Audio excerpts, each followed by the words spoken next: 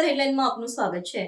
મહારાષ્ટ્રમાં અતિભારે વરસાદના કારણે રેલવે વ્યવહાર બંધ। વલસાડ અને વાપી ખાતે અટવાયેલા મુસાફરો માટે બસ વ્યવસ્થા અને ભોજન વિતરણ કરાયું। મહારાષ્ટ્રમાં સતત પડી રહેલા અતિભારે વરસાદને કારણે મુંબઈ તેમજ મહારાષ્ટ્ર તરફ જતો રેલવે વ્યવહાર સંપૂર્ણપણે બંધ કરી દેવામાં આવ્યો હતો, જેના કારણે વલસાડ રેલવે સ્ટેશન અને વાપી રેલવે સ્ટેશન ખાતે હજારો મુસાફરો અટવાઈ ગયા હતા। આ સ્થિતિની જાણ થતાં જ વલસાડ ડાંગ લોકસભાના સાંસદ અને લોકસભા દંડક શ્રી ધવલભાઈ પટેલ તાત્કાલિક સ્થળ પર પહોંચ્યા।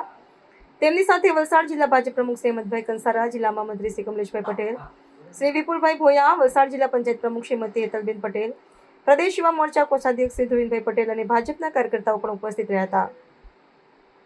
સાંસદ શ્રીના માર્ગદર્શન હેઠળ જિલ્લા પ્રશાસન સાથે તત્કાલીન સંકલન કરીને મુસાફરોની સુવિધા માટે ખાનગી અને એસટી બસોની વ્યવસ્થા કરવામાં આવી। અટવાયેલા મુસાફરોને તબક્કાવાર મુંબઈ અને પુના તરફ સુરક્ષિત રીતે રવાના કરવામાં આવ્યા અને ફૂડ વિતરણ કરવામાં આવ્યું। આ દરમિયાન મુસાફરોને કંઈ અગવડ ન પડે તે માટે રાષ્ટ્રીય સ્વયંસેવક સંઘના સ્વયંસેવકોએ પણ સેવા કાર્યમાં જોડાઈને મોટી સંખ્યામાં ખીચડીનું વિતરણ કર્યું। કટોકટીની આ ઘડીમાં વહીવટીતંત્ર જનપ્રતિનિધિઓના સંયુક્ત પ્રયાસથી માનવતાની એક ઉમદા મિસાલ જોવા મળી। સાંસદ શ્રી ધવલ પટેલે જણાવ્યું કે મુસાફરોની સુરક્ષા અને સુવિધા અમારી પ્રથમ પ્રાથમિકતા છે।